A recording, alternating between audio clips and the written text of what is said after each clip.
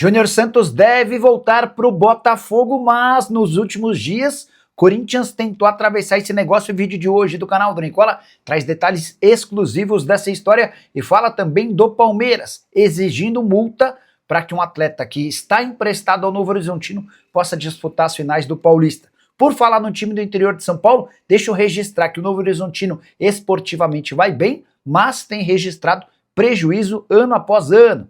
Já o Flamengo anda bastante incomodado com a pressão de torcedores organizados. Roger Machado surge como um plano E no Vasco da Gama. Tem as últimas do mercado, bastidores, finanças. Rubens Menin super empolgado com a chance de fazer do Galo 7 vezes campeão mineiro de forma consecutiva. Isso sem falar das últimas de bastidores, finanças e muito mais.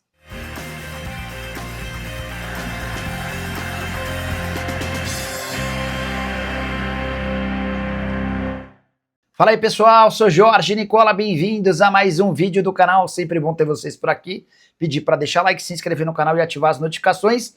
Bora para as notícias. Antes, só sugerir que você faça parte do meu grupo gratuito. Por lá, dicas, sugestões e muita análise sem que você gaste nada e fique na cara do gol na hora da sua fezinha esportiva. Vou te mostrar odds reguladas, campeonatos que pouca gente conhece. Além de uma série de outras sugestões, já clica do link no comentário fixo ou na descrição do vídeo para fazer parte do grupo que mais cresce por aqui, beleza? Agora sim, bora começar o vídeo contando que as finais do Paulistão já tem data, horário e locais definidos. Jogos de ida e volta, quarta-feira, 20 horas, na Arena Barueri. Palmeiras e Novo Horizontino se enfrentam no jogo da ida. A volta acontece em Novo Horizonte no domingo, a partir das 20h30. Já a final entre Cruzeiro e Atlético Mineiro deve ter arbitragem de fora do estado. Tanto o Cruzeiro quanto o Galo não querem a presença de árbitros mineiros. A avaliação é de que os caras de lá trabalham muito mal. Cássio e Gerson devem estar à disposição do técnico Tite para a decisão do próximo domingo, com 50% de torcida para cada lado. A dupla se reapresentou antes do restante do elenco na manhã dessa segunda-feira para passar por exames médicos e iniciar tratamento. Eles saíram sentindo lesões no joelho.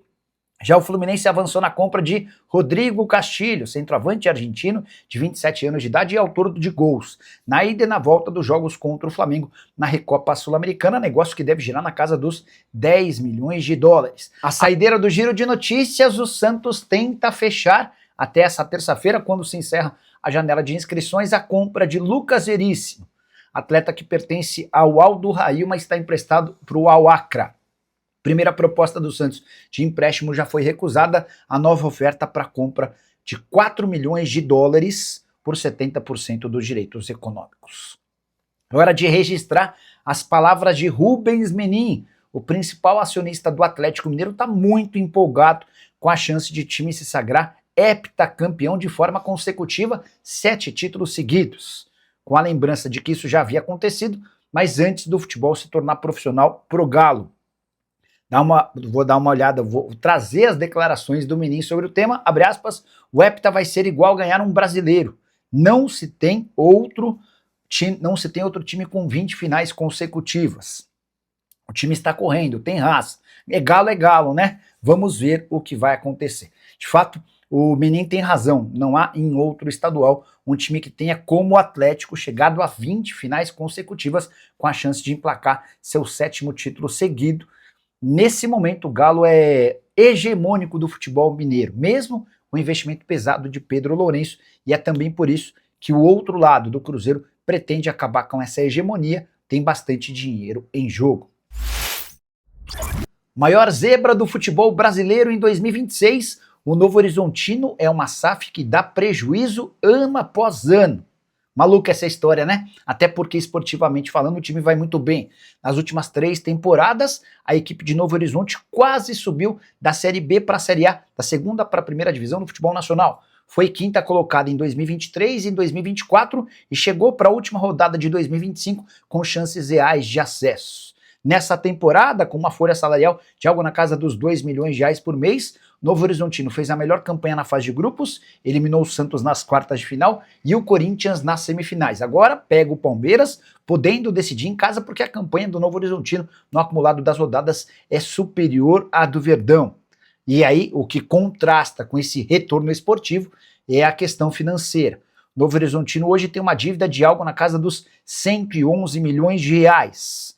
Isso é fruto de déficits em todos os últimos anos. Por exemplo, 22 milhões de reais no prejuízo em 2024, 29 milhões de déficit em 2023, somados a 13 milhões em 2022 e a 14 milhões em 2021. A boa notícia para o torcedor do Novo Horizontino é que o clube se tornou uma SAF e é dono, e tem como donos os representantes da família Biasi. Roberto e Jorge Biasi são os caras que tocam o dia a dia do Novo Horizontino. Família extremamente rica, que mexe com usina de açúcar, agropecuária, energia termoelétrica e até com reprodução de animais.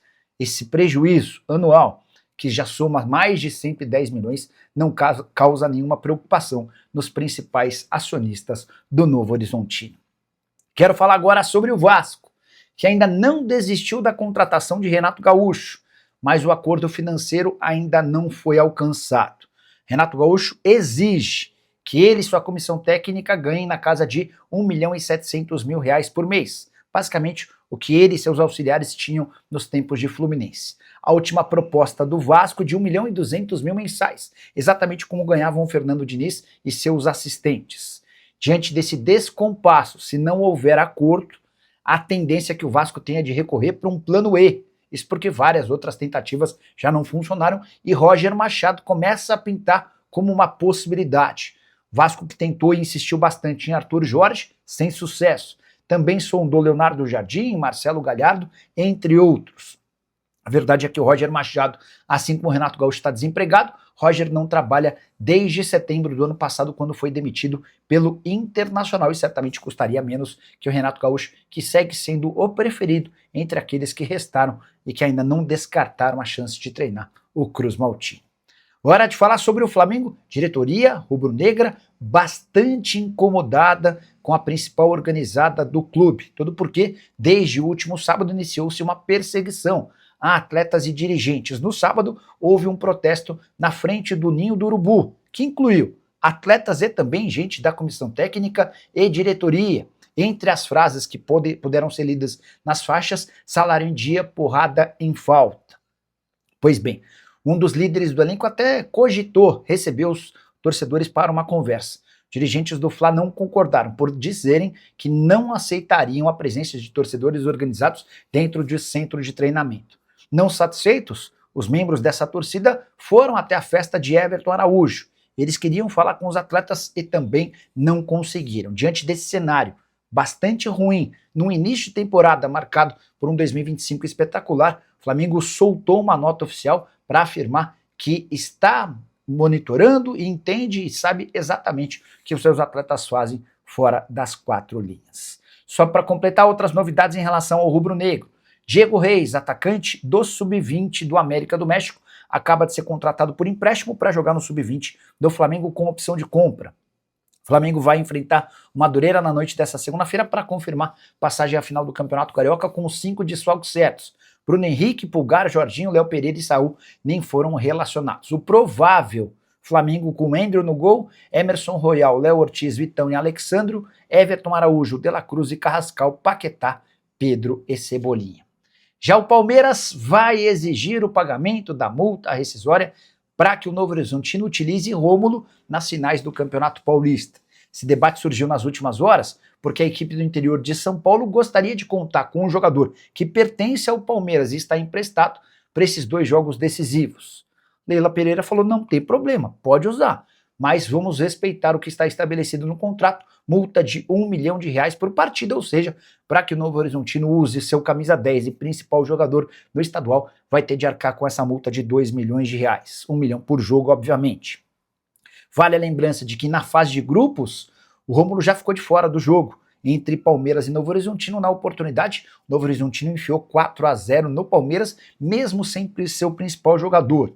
Há um debate muito grande na cidade de Novo Horizonte sobre o pagamento ou não dessa multa, até porque o Rômulo tem feito enorme diferença. Campeonato Paulista de 8 jogos, 5 gols e 3 assistências. Você, na condição de dono do Novo Horizontino, pagaria R$ 2 milhões para utilizar o atleta? Vale a lembrança de que a folha salarial do Novo Horizontino hoje gira na casa dos R$ 2 milhões. E Júnior Santos deve ser anunciado muito em breve como novo reforço do Botafogo. O que pouca gente sabe é que o Corinthians tentou atravessar esse negócio.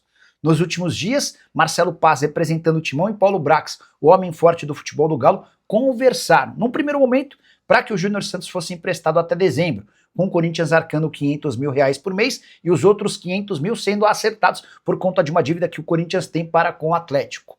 Depois, surgiu a possibilidade de uma troca, com o Júnior Santos virando reforço do Corinthians e Pedro Raul atuando por empréstimo até dezembro no Clube Atlético Mineiro. Essa possibilidade agradou ao Paulo Brax, mas acabou sendo esbarrada por conta da contratação de Eduardo Domingues, o técnico atleticano que veio da Argentina, mais especificamente do Estudiantes, conhece muito pouco sobre o Pedro Raul e pediu para que esse negócio fosse retomado só mais para frente. O Botafogo entrou forte na parada, se acertou com o Atlético Mineiro e os últimos detalhes estão sendo trocados para um empréstimo até dezembro, com a maior parte dos vencimentos pagas pelo Botafogo.